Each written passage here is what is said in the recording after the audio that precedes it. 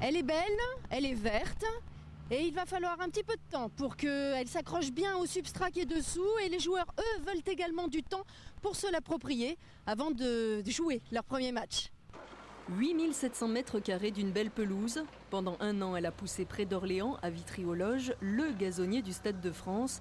Elle va devoir désormais s'enraciner ici, au Stade des Alpes, du Vert, en touche finale, pour 435 000 €. Ça n'est plus un chantier, c'est déjà un stade, avec ses sièges, avec son ambiance, avec sa lumière. Ces rouleaux sont posés sur du substrat par des pros de la pelouse de stade, mais même pour eux, l'émotion est là.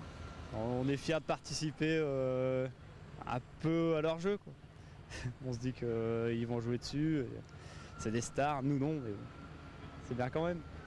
Mercredi prochain, au plus tard, tout sera terminé, une vraie moquette avec petit maillage intégré pour éviter que les crampons ne l'arrachent. Mais au fait, quand aura lieu le premier match du GF 38 ?